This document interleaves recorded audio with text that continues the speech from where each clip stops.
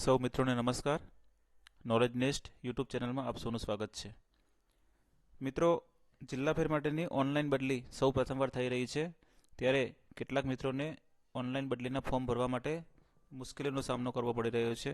તો મિત્રો, આ જે સૂચનાઓ છે એ સૂચનાઓ જોયા બાદ તમે ફોર્મ ભરવાનું રાખશો, જેથી ફરીથી ફોર્મમાં સુધારો કરાવવો ન પડે.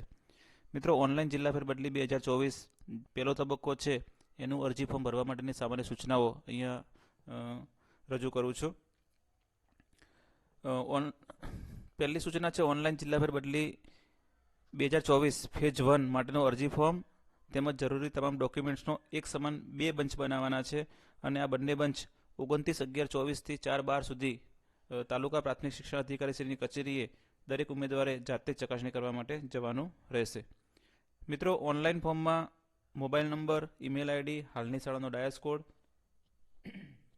પોતાનો પાન કાર્ડ નંબર જેવી આંકડાકીય વિગતો છે એ ખૂબ ચકાસીને ભરવાની રહેશે. એક વખત રજીસ્ટ્રેશન થયા બાદ આ વિગતોમાં કોઈ સુધારો થઈ શકશે નહીં. મિત્રો, સૌથી અગત્યની બાબત છે ખાતામાં જોડાવાની તારીખ. જિલ્લા ફેર બદલીનું જે ફોર્મ છે એમાં એક જ કોલમ આપેલું છે ખાતામાં જોડાવાની તારીખ. એમાં શિક્ષક કે વિદ્યાસહાયક તરીકેની પ્રથમ નિમણૂક મળ્યાના આદેશ મુજબ નોકરીની પ્રથમ શાળામાં હાજર થયાની તારીખ લખવાની રહેશે. પ્રથમ શાળામાં હાજર થયાનો હાજર રિપોર્ટ જોડવાનો રહેશે. એટલે મિત્રો, અહીંયા હુકમ તારીખ લખવાની નથી. તમે જે તારીખે પ્રથમ શાળામાં હાજર થયા છો એની હાજર તારીખ એટલે કે ખાતામાં દાખલ તારીખ છે એ આપણે લખવાની રહેશે. અરજી ફોર્મ સહિતના તમામ ડોક્યુમેન્ટ્સની A4 સાઇઝમાં અને એક જ બાજુ પ્રિન્ટ થયેલ હોય તેવી સુવાચ્ય અને સ્વપ્રમાણિત કરેલ નકલ અહીંયા જે ચેકલિસ્ટ રજૂ કરવામાં આવેલ છે એ ચેકલિસ્ટ મુજબ જોડવાનું રહેશે. ચેકલિસ્ટ સૌથી ઉપર રાખવું અને કોઈ પણ ડોક્યુમેન્ટ છે એ વોટ્સએપના માધ્યમથી કે અરજી જમા કર્યા બાદ સ્વીકારવામાં આવશે નહીં. અરજી ફોર્મ સાથે કયા કયા ડોક્યુમેન્ટ જોડવાના રહેશે? તો મિત્રો, સૌપ્રથમ જે ઓનલાઈન ભરેલું ફોર્મ છે એ ફોર્મની નકલ એટલે કે અરજી ફોર્મ, પાન કાર્ડની નકલ, જન્મ તારીખની ખરાઈ માટે LC અથવા સેવાપોથીનું પ્રથમ પેજ, કપાત પગારની રજાનો દાખલો, પ્રથમ નિમણૂકનો હુકમ, પ્રથમ નિમણૂકવાળી શાળામાં હાજર થયાનો રિપોર્ટ, પ્રથમ નિમણૂક બાદ જેટલી શાળામાં બદલી થયેલ હોય તે તમામ બદલીના ક્રમશઃ બદલી ઓર્ડર અને ઓર્ડર મુજબના હાજર છૂટા થયાના રિપોર્ટ, અને છેલ્લા 3 વર્ષના ખાનગી અહેવાલ, તેમજ ખાતાકીય તપાસ ચાલુ નથી તેમજ પોલીસ કેસ ચાલુ નથી તે અંગેનું પ્રમાણપત્ર. મિત્રો, વિધવા કે વિધુરની અગ્રતાનો લાભ લેવાનો હોય તો વિધવા હોવા અંગેનું સક્ષમ અધિકારી એટલે કે મામલતદારશ્રીનું પ્રમાણપત્ર અને વિધુર હોવા અંગે સ્વઘોષણા સેલ્ફ ડિક્લેરેશન, રેશન કાર્ડ, પતિ અથવા પત્નીના મરણનો દાખલો તેમજ પુનઃલગ્ન કરેલ નથી તે અંગેનું સ્વઘોષણા સેલ્ફ ડિક્લેરેશન પત્રક, ભરતી કે નિમણૂકમાં કોઈપણ પ્રકારની અગ્રતાનો લાભ લીધેલ નથી તે અંગેનું સ્વઘોષણા પત્રક અવશ્ય જોડવાનું રહેશે. અગાઉ ભરતી કે બદલી વખતે કોઈપણ પ્રકારની અગ્રતાનો લાભ લીધેલ નથી તેવું સોગંદનામું એફિડેવિટ ફરજિયાત જોડવું. અપંગ તો અપંગ એટલે કે દિવ્યાંગ અગ્રતાના લાભ માટે 40% દિવ્યાંગતા હોવા અંગેનું સિવિલ સર્જનશ્રીનું પ્રમાણપત્ર તથા અગાઉ ભરતી કે બદલી વખતે કોઈપણ પ્રકારની અગ્રતાનો લાભ લીધેલ નથી તે અંગેનું સ્વઘોષણા પત્રક રજૂ કરવાનું રહેશે. સરકારી પ્રાથમિક શિક્ષક દંપતી હોય તો બંને શાળાના આચાર્ય તથા ટીપીઓની સહીવાળું પરિશિષ્ટ 1, લગ્ન નોંધણીનું પ્રમાણપત્ર તથા અગાઉ ભરતી કે બદલી વખતે કોઈપણ પ્રકારની અગ્રતાનો લાભ લીધેલ નથી તેવું સોગંદનામું જોડવાનું રહેશે. સરકારી નોકરી કરતા દંપતી અને શૈક્ષણિક અનુદાનિત સંસ્થાઓમાં નોકરી કરતા દંપતીએ તેમના પતિ કે પત્નીની નિમણૂકનો હુકમ કે જેમાં નિયમિત મહેકમમાં સમાવેશ કરવામાં આવશે તેવો ઉલ્લેખવાળો નિમણૂક હુકમ તેમના પતિ કે પત્નીની નોકરીના 3 વર્ષ પૂર્ણ થયેલ છે તેઓ તેમની કચેરીના વડા આચાર્યનો દાખલો, બંને જણની કચેરીના વડા આચાર્ય તથા ટીપીઓની સહીવાળું પરિશિષ્ટ 1, લગ્ન નોંધણી પ્રમાણપત્ર, પતિ અથવા પત્ની નોકરી કરે છે તે કચેરી ગુજરાત સરકારની કે પંચાયત સેવાની કે કેન્દ્ર સરકારની છે કે રાજ્ય કે કેન્દ્ર સરકાર દ્વારા સ્થાપિત કે સરકાર દ્વારા સંચાલન કરવામાં આવતું હોય તેનું પ્રમાણપત્ર પુરાવા તરીકે અરજી ફોર્મ સાથે ફરજિયાત જોડવાનું રહેશે. તેમજ અગાઉ ભરતી સમયે કે બદલી સમયે કોઈપણ પ્રકારની અગ્રતાનો લાભ લીધેલ નથી તે અંગેનું સ્વઘોષણા સેલ્ફ ડિક્લેરેશન ફરજિયાત જોડવાનું રહેશે.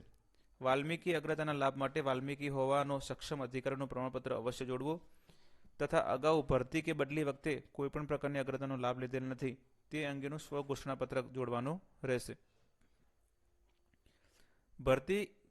ભરતી કે નિમણૂક સમયે કોઈપણ પ્રકારની અગ્રતાનો લાભ લીધેલ નથી તે મતલબનું સ્વઘોષણાપત્રક અગ્રતા મેળવવા માંગતા તમામ શિક્ષકોએ તેમના અરજી ફોર્મ સાથે અવશ્ય જોડવાનું રહેશે. તો મિત્રો આ જે સાધનિક કાગળો છે સાધનિક કાગળોના 2 બંચ બનાવવાના રહેશે અને બંને બંચ રજૂ કરવાના રહેશે. હવે મિત્રો જે ચેકલિસ્ટ છે એ ચેકલિસ્ટનો નમૂનો આ રીતનો છે.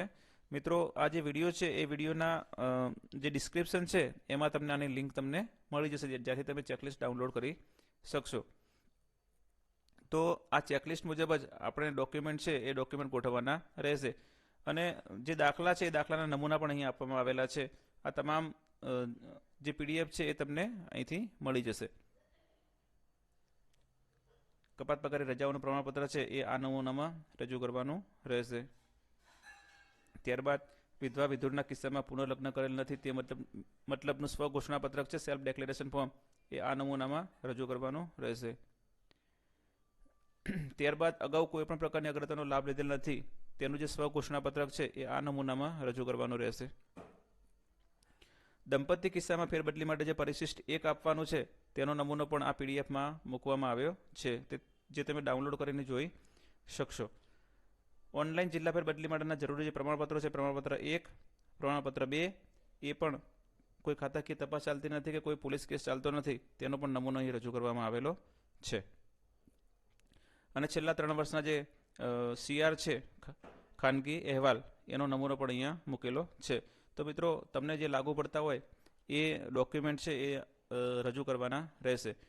મિત્રો આ થઈ સૂચનાઓની વાત. હવે ઓનલાઈન જિલ્લા ફેરબદલીનું ફોર્મ કેવી રીતે ભરવું એ આપણે જોઈશું. તો મિત્રો ગૂગલ ક્રોમના અંદર સૌપ્રથમ DPE ગુજરાત લખીશું. DPE ગુજરાત.in DPE ગુજરાત.in લખી અને પછી સર્ચ કરતા જે પહેલી વેબસાઇટ આવે છે ટીચર ટ્રાન્સફર એના ઉપર આપણે ક્લિક કરીશું.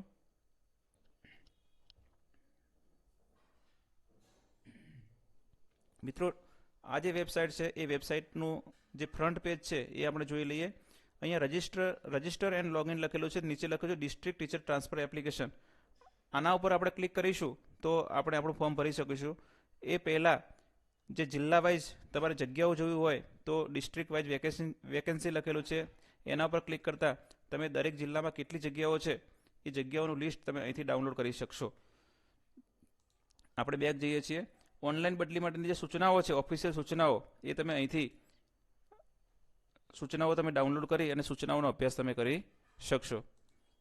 મિત્રો ત્યારબાદ અગ્રતા સિનિયોરિટી વાઇઝ કાઉન્ટ જિલ્લો અને અગ્રતા સિનિયોરિટી વાઇઝ નગરપાલિકાની જે છે વિગતો એ અહીંયા રજૂ કરવામાં આવેલી છે. તો મિત્રો હવે ફોર્મ ભરવા માટે ડિસ્ટ્રિક્ટ ટીચર ટ્રાન્સફર એપ્લિકેશન એના પર ક્લિક કરવાનું રહેશે. મિત્રો એના પર ક્લિક કરતાં અહીંયા આપણને આ રીતનો ઇન્ટરફેસ જોવા મળશે. અહીંયા સૌપ્રથમ આપણે રજિસ્ટ્રેશન કરવું પડશે. તો છેક નીચે click here for new candidate registration એના ઉપર ક્લિક કરવાનું રહેશે. મિત્રો એના પર ક્લિક કરતાં અહીંયા આપણને આ પ્રકારની વિગતો છે એ વિગતો અહીંયા આપણને જોવા મળશે. પ્રથમ નામ, માતા પિતા કે પતિનું નામ, અટક, તમારું ઈમેલ ID છે એ અહીંયા લખવાનું રહેશે. ત્યારબાદ તમારે જે પાસવર્ડ બનાવવો છે એ પાસવર્ડ અહીંયા આપણે જાતે પાસવર્ડ બનાવવાનો રહેશે અને એ પાસવર્ડ છે એ અહીંયા સેકન્ડ ટાઈમ લખવાનો રહેશે. મિત્રો મોબાઈલ નંબર અને હાલની નોકરીનો જિલ્લો, હાલ તમે જે જિલ્લામાં નોકરી કરતા હોય એ જિલ્લો આપણે અહીંયા પસંદ કરવાનો રહેશે. મિત્રો અહીંયા તમારું પાન કાર્ડ નંબર લખવાનો રહેશે અને ત્યારબાદ આ કેપ્ચા છે એ કેપ્ચાનો જવાબ આપી અને ગેટ OTP કરતાં તમારા મોબાઈલ ઉપર OTP આવશે અને OTP મેળવ્યા બાદ આપણે આપણું રજિસ્ટ્રેશન છે એ રજિસ્ટ્રેશન સક્સેસફુલી થયેલું જોવા મળશે. મિત્રો અહીં પોતાનું ઈમેલ ID, મોબાઈલ નંબર અને પાન કાર્ડ નંબર આ વિગતો છે એમાં કોઈ ફેરફાર કરી શકાશે નહીં. એટલે રજિસ્ટ્રેશન કરતી વખતે બહુ ચોકસાઈથી આ વિગતો નાખવાની રહેશે. એકવાર રજિસ્ટ્રેશન થયા પછી DPE ગુજરાત પર અહીંયા ડિસ્ટ્રિક્ટ ટીચર ટ્રાન્સફર એપ્લિકેશન છે આના ઉપર ક્લિક કરવાથી અહીંયા તમારો ઈમેલ ID અથવા મોબાઈલ નંબર અને તમે જે પાસવર્ડ નક્કી કર્યો છે એ પાસવર્ડ અને કેપ્ચા નાખવાથી તમારું જે ફોર્મ છે એ ફોર્મ અહીંયા ઓપન થશે અને ત્યારબાદ જે વિગતો નાખવાની થાય એ વિગતો નાખી જરૂરી ડોક્યુમેન્ટ જોડી અને આપણું ફોર્મ છે એ સબમિટ કરવાનું રહેશે. ફોર્મ ફાઇનલ સબમિટ કરતા પહેલાં આખા ફોર્મને એકવાર ચકાસી લેવું ખૂબ જ જરૂરી છે. ત્યારબાદ જ ફાઇનલ સબમિટ કરવાનું રહેશે. મિત્રો, હાલ ફક્ત જિલ્લો પસંદ કરવાનો છે. જિલ્લો પસંદ કર્યા બાદ ફોર્મ ફાઇનલ સબમિટ કર્યા બાદ ફોર્મ તમે જમા કરાવશો, ત્યારબાદ ફોર્મની ચકાસણી થશે, એનું વેરિફિકેશન થશે અને ત્યારબાદ સિનિયોરિટી લિસ્ટ મળ્યા બાદ તમને સૂચના આપવામાં આવે ત્યારે જ જે ગામની જે પસંદગી છે એ ત્યારબાદ પાછળથી કરવાની રહેશે. તો મિત્રો, આ રીતે બહુ ચોકસાઈથી તમે ફોર્મ ભરી શકશો. આ વિડીયો જો તમને ગમ્યો હોય તો વિડીયોને લાઇક કરશો અને તમારા મિત્રો સુધી શેર કરશો. Thank you.